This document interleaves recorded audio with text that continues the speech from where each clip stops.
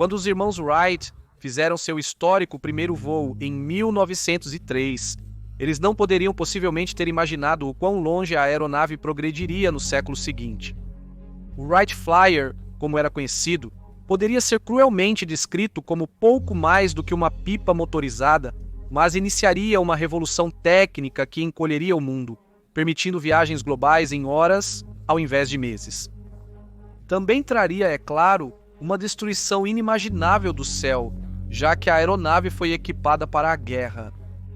Essa evolução de algo como uma curiosidade para o poder aéreo prático só poderia ser alcançada através da experimentação, mas para cada experimento que teria sucesso, havia centenas que falharam. Os grandes sonhos dos planejadores militares mundiais que não se realizaram. Estes são os seus bem-vindos ao Wars of the World. Na década de 1930, conforme os países se rearmavam para a guerra, os projetos de caças passavam por uma revolução. Os biplanos das 2 décadas anteriores estavam rapidamente dando lugar a monoplanos mais elegantes. No entanto, ambos os tipos tinham suas forças e suas falhas. Biplanos, por exemplo, eram muito mais ágeis em velocidades e altitudes mais baixas e podiam decolar em uma distância muito menor, enquanto os monoplanos eram significativamente mais rápidos, possuíam menos arrasto e também proporcionavam ao piloto um campo de visão maior, algo vital para um caça. Engenheiros do mundo todo se esforçavam para criar um avião que oferecesse as vantagens do monoplano sem sacrificar as vantagens do biplano, e um desses engenheiros era o engenheiro soviético Vladimir Shevchenko. Sua solução foi simples em teoria, basicamente projetando um biplano, mas equipado com um mecanismo que levantava a asa inferior para a superior, não muito diferente dos caças X-Wing dos filmes Star Wars. Produzindo um modelo em 1939, as autoridades soviéticas se interessaram o suficiente para encomendar um protótipo, apelidado de IS-1, do que era um caça polimórfico, ou seja, tinha mais de uma forma. O protótipo IS-1 foi concluído em 1940 e voou pela primeira vez em 6 de novembro daquele ano. As metades externas das asas inferiores recuavam horizontalmente em recessos na parte inferior das asas superiores, e a ação era realizada por um único atuador pneumático, montado verticalmente na fuselagem. Para a caça, a asa superior tinha provisionamento para 4 metralhadoras sincronizadas para disparar através da hélice. Os testes da aeronave foram promissores, mas a velocidade da aeronave na configuração monoplano foi decepcionante, graças em grande parte ao peso do mecanismo para retrair as asas inferiores. Inabalável, um segundo protótipo foi proposto, que substituiu o motor original por um novo motor M88, enquanto a estrutura recebeu algumas melhorias aerodinâmicas moderadas. Infelizmente, a invasão alemã da União Soviética em 22 de junho de 1941 fez com que os soviéticos redirecionassem seus esforços para aeronaves mais convencionais e o projeto foi abandonado. Outros países experimentaram designs polimórficos, mas o IS-1 é o mais próximo que qualquer um chegou de um tipo operacional. No entanto, nos anos 1960 e 70, os designers de aviação tiveram um breve flerte com asas de geometria variável que proporcionavam às aeronaves um envelope de desempenho muito mais amplo do que os tipos anteriores que eram frequentemente adaptados para voo de alta ou baixa velocidade. Em muitos aspectos, essas aeronaves de asa oscilante, como os F-14 Tomcats, foram os sucessores espirituais do caça polimórfico original.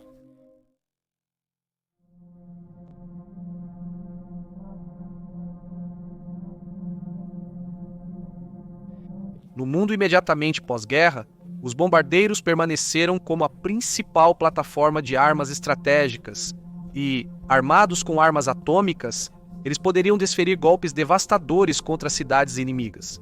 Para fornecer um útil dissuasor nuclear, o alcance dos bombardeiros aumentou dramaticamente para onde aeronaves como o colossal Convair B-36 Peacemaker eram verdadeiramente capazes de voo intercontinental. Porém, isso gerou um problema para as tripulações dos bombardeiros. Simplesmente não havia caças de escolta com alcance suficiente para escoltá-los até seus alvos e voltar. Como comprovado na Segunda Guerra Mundial, isso poderia ser desastroso para a força de bombardeio. Assim, a Força Aérea dos Estados Unidos testou uma solução inovadora, os caças parasitas. Esses seriam aviões de caça que se acoplariam aos bombardeiros de alguma forma e os usariam para carregar até a área alvo e voltar, separando-se apenas quando fossem atacados por caças inimigos. Não era exatamente um conceito novo, com propostas semelhantes e até mesmo alguns testes sendo realizados por vários países antes do fim da Segunda Guerra Mundial, e com os Estados Unidos da América até mesmo desenvolvendo um caça parasita dedicado, o McDonnell XF-85 Goblin. Com a existência de bombas capazes de destruir países, havia uma urgência real para testá-las. O projeto Tiptoe envolveu experimentos com um Boeing B-29 Super Fortress modificado, com 2 Republic F-80 e 4 D Thunderjets acoplados às asas do bombardeiro, tornando-se extensões das pontas das asas.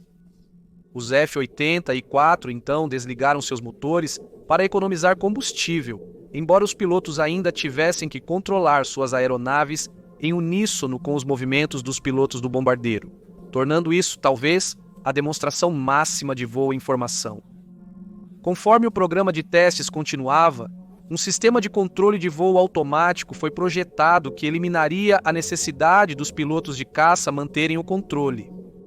Mas, infelizmente, isso levaria a um desastre. Quando, em 24 de abril de 1953, no estado de Nova York, um F-84 imediatamente capotou sobre a asa do B-29 após ativar os controles automáticos, causando a queda de ambos com a perda de todos os 5 da tripulação do bombardeiro e do piloto do F-84. Apesar deste revés, a pesquisa para acoplar caças nas pontas das asas continuou com o B-29 sendo substituído pelo impressionante B-36 em serviço. Naturalmente, só fazia sentido testar este gigante de um bombardeiro com seus próprios caças destacáveis. Várias conexões foram feitas com sucesso sob o projeto TomTom, mas a turbulência das enormes asas do B-36 quase levou a outro desastre, quando em 23 de setembro de 1956, um Republic Reconhecimento Fotográfico, 84F Thunder Flash foi arrancado da ponta da asa do bombardeiro, embora felizmente desta vez, ambas as aeronaves conseguiram pousar em segurança. No entanto, isso foi o golpe de morte para o conceito, pois era visto como simplesmente muito perigoso. No entanto, uma alternativa promissora já estava em desenvolvimento, assim como um novo conceito operacional em que o B-36, em vez disso, transportaria caças de ataque rápido armados com pequenas bombas nucleares para uma área alvo distante de sua base. Os parasitas então se separariam e atacariam seus alvos usando seu pequeno tamanho e alta velocidade para evadir as defesas inimigas, que dizimariam um grande bombardeiro como o B-36. Tendo destruído seus alvos, os caças parasitas retornariam às suas naves-mãe para serem levados para casa. Apelidado de Fighter Conveyor, abreviação de Fighter Conveyor, um B-36 foi modificado com um mecanismo de trapézio especial no compartimento de bombas para capturar o F-84. Durante o voo, o parasita F-84 seria transportado semi-recessado no compartimento de bombas, permitindo ao piloto deixar o caça, diferente do método Tiptoe. Infelizmente, este arranjo também aumentaria o arrasto no bombardeiro, reduzindo seu alcance em até 10%. O primeiro acoplamento bem-sucedido em voo ocorreu em 9 de janeiro de 1952. E nos anos seguintes, todo o envelope dessas operações foi explorado. Os modelos mais antigos de F-80 e 4 foram eventualmente substituídos por novos e mais capazes Republic F-80 e 4F Thunderstreaks, que vinham com uma variante dedicada a reconhecimento, o que levou a Força Aérea dos Estados Unidos a adaptar o projeto mais para o papel de coleta de inteligência. O 99º Esquadrão de Reconhecimento Estratégico na base aérea de Fairchild, em Washington, assumiu as funções operacionais do Fighter Conveyor, tendo encomendado 10 RB, 36Ds, modificados como navios-mãe para reconhecimento. Em condições operacionais, os pilotos acharam o processo de engate extremamente desafiador e várias aeronaves foram danificadas durante o processo. Em abril de 1956, a Força Aérea dos Estados Unidos desistiu do conceito e o último voo Fighter Conveyor ocorreu no dia 27 de abril. Houve várias propostas semelhantes apresentadas em várias forças aéreas desde os anos 50, mas todas permaneceram sonhos fantasiosos. O advento de caças pesados com longo alcance, juntamente com a revolução no reabastecimento aéreo, tornou desnecessário o conceito de ter uma aeronave-mãe.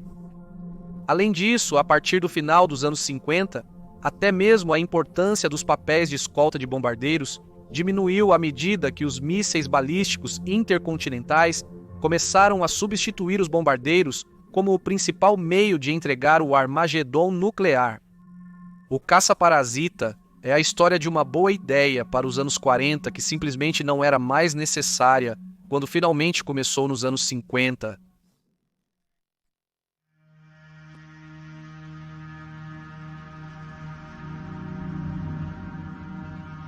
Considere uma aeronave de combate moderna como o Boeing FA-18 e Super Hornet, ou o Eurofighter Typhoon, com seu impressionante arsenal de armas penduradas sob suas asas.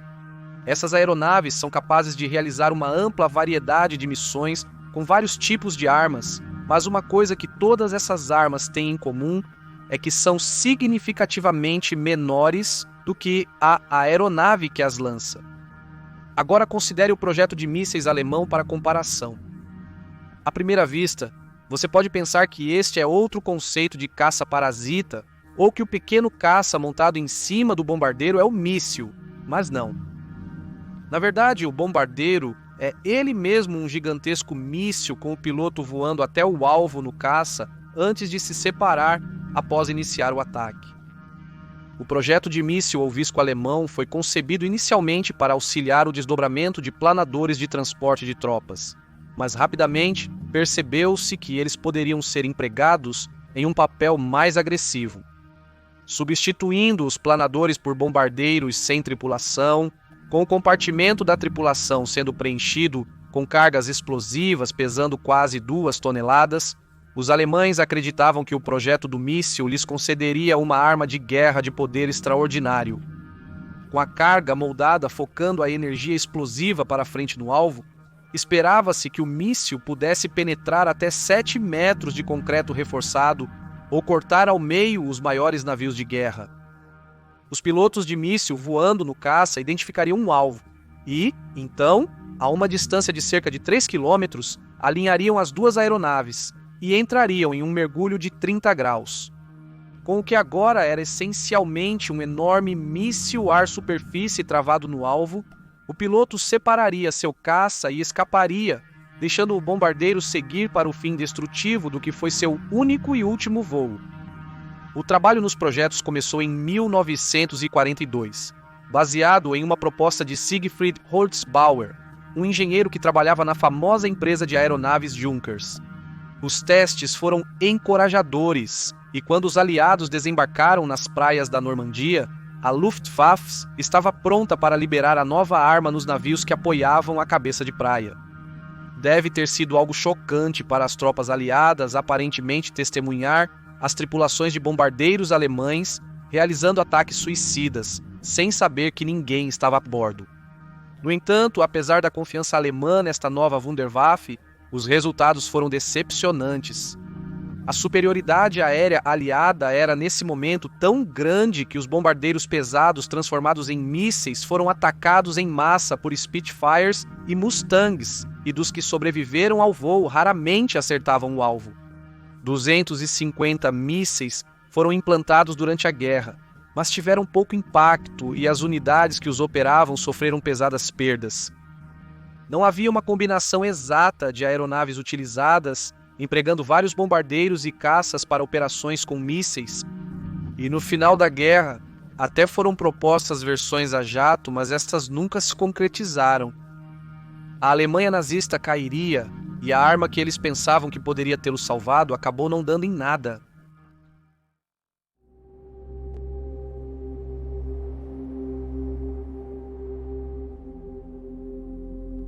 Como tantas outras ferramentas de guerra que os militares dão como certas hoje, o helicóptero teve seu início na Segunda Guerra Mundial, embora brevemente. Inicialmente visto como pouco mais do que um jipe voador, dentro de uma década a tecnologia avançou a ponto de o helicóptero se tornar rapidamente uma parte integral das operações militares em todo o mundo, e além de seu papel logístico, logo adotou funções mais agressivas também. O Exército dos Estados Unidos da América reconheceu cedo que a versatilidade dos helicópteros para os planejadores militares era compensada por sua vulnerabilidade ao fogo terrestre, especialmente ao desembarcar tropas. Atiradores de porta foram adicionados como medida paliativa, mas, sendo considerado inadequado, o Exército dos Estados Unidos da América começou a modificar seus primeiros modelos de helicópteros, UH, conhecidos como Huey, para carregar armamentos mais pesados, como foguetes e lançadores de granadas, para operar como navio de guerra dedicado. No entanto, enquanto os Hueys estavam se envolvendo no papel de combate no Vietnã, planos estavam sendo formulados para um helicóptero ainda mais mortal. Tão icônico quanto o Huey era o helicóptero de carga pesada 47 Chinook, projetado para transportar várias vezes o número de tropas e equipamentos do tipo menor. Alguns comandantes mais agressivos logo começaram a perceber que a capacidade de levantamento pesado do Chinook poderia ser usada para transportar armas pesadas no papel de apoio ao fogo. E em 1965, a Boeing Virtual começou a remanufaturar 4 Chinooks para o padrão ACH-47A. O ACH-47 tinha o potencial de trazer um poder de fogo incrível para uma zona de desembarque que poderia estar cercada por tropas inimigas, bem como apoiar as tropas dos Estados Unidos da América à medida que avançavam para fora. A relação de armamentos parece um catálogo mortífero. 5 metralhadoras, 2 canhões de 20 mm, M24A1, 2 miniguns, M18A1, 2 lançadores de foguetes de 19 tubos de 7,25 polegadas, um único lançador de granadas automático de 40 mm montado no queixo. E se tudo isso não fosse suficiente, as portas traseiras e laterais poderiam ser removidas para metralhadoras adicionais e outras armas conforme necessário.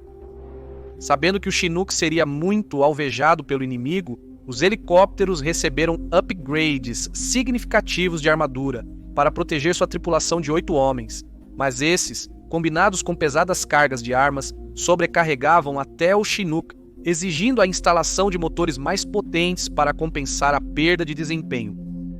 Apelidado de Chinook blindado ou armado, a nova aeronave foi apelidada por sua tripulação de Guns a Go-Go, e os testes de combate foram realizados no Vietnã em 1966. Por todas as contas, as 3 aeronaves implantadas se saíram bem em combate, ocupando um lugar em algum lugar entre os Hueys armados e os canhoneiros AC-47 de asa fixa. No entanto, a má sorte parecia perseguir o programa. Uma aeronave foi danificada além do reparo em uma colisão terrestre estranha com carga pesada, 47 regular, e então, para que o programa não perdesse nenhum ímpeto, a aeronave de avaliação foi implantada dos Estados Unidos da América. Dentro de 9 meses, essa aeronave também seria perdida quando seu canhão de 20 mm se soltou durante o disparo e depois girou para cima, enviando projéteis para os rotores da aeronave, efetivamente derrubando-se e matando todos os 8 homens a bordo no processo. 9 meses depois, os 2 Chinooks armados restantes foram alvejados, obrigando um deles a pousar sem energia. A outra aeronave lançou fogo supressor ao resgatar a tripulação antes de fugir do local. Esforços para recuperar o valioso Chinook abatido foram frustrados quando destruído por fogo de morteiro inimigo. Agora, com apenas uma aeronave restante, decidiu-se abandonar o programa. Não somente a perda de 3 aeronaves afundou inevitavelmente o projeto ACH-47. Primeiro, agora tínhamos o Attack Helicopter, um Huey Cobra, o primeiro helicóptero de ataque dedicado do mundo, que era rápido, fortemente armado e blindado, e com um perfil significativamente menor, e por isso era muito mais difícil de ser alvo e atingido do chão. Além disso, a logística no Vietnã fazia dos Chinooks essenciais para os comandantes movimentarem rapidamente grandes quantidades de suprimentos para suas tropas, muitas vezes cercadas por selvas densas, infestadas de inimigos, onde o reabastecimento por outra via era impossível. Assim, o exército dos Estados Unidos da América relutava em liberar mais estruturas aéreas para conversão em canhoneiras. Os Chinooks realmente ainda voam hoje e geralmente são fortemente armados para se defenderem, mas nunca chegaram perto do incrível poder de fogo do ACH-47.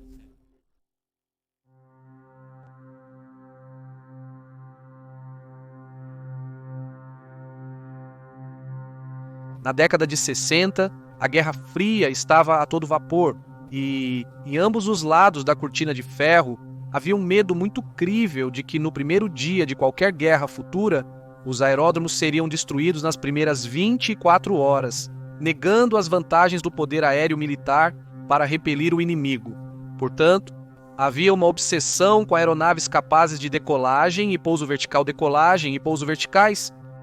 Essas aeronaves não precisariam de pistas e poderiam decolar e pousar em qualquer superfície plana, como um helicóptero, mas então se transformariam em um jato rápido uma vez no ar. Muitos designs de aeronaves foram testados na tentativa de alcançar isso com resultados mistos. Nos Estados Unidos da América, foram realizados experimentos com a instalação de propulsores de foguete em Super Sabres F-100 e lançando-os como mísseis, embora isso ainda deixasse o problema de onde eles iriam pousar. O Ryan Tex-13 testou a viabilidade de pousar uma aeronave em sua cauda, enquanto na França, a empresa Dassault construiu uma variante de seu famoso caça Mirage, que além de ter seu motor principal para voo para frente, apresentava 8 jatos de elevação montados verticalmente para decolagem e pouso vertical. Esta aeronave consumia tanto combustível que seu tempo de voo raramente ultrapassava 10 minutos e poderia chegar a um fim abrupto se apenas um de seus jatos de elevação falhasse. Não seria até a chegada do britânico Hawker Siddeley Harrier que o decolagem e pouso vertical prático foi alcançado e a aeronave conhecida universalmente como os jatos pulantes entrou em serviço com a Royal Air Force em 1969 e com o Corpo de Fuzileiros Navais dos Estados Unidos da América em 1971. A chave para a capacidade da aeronave de decolar e pousar verticalmente era seu único motor Rolls-Royce Pegasus, que, em vez de enviar a propulsão para fora de um único escapamento, a divide entre 4 bocais rotativos dispostos ao redor do centro de gravidade da aeronave. Quando decolagem e pouso vertical era necessário, os bocais rotacionavam para baixo, mas uma vez no ar, eles rotacionavam para trás para a propulsão para frente.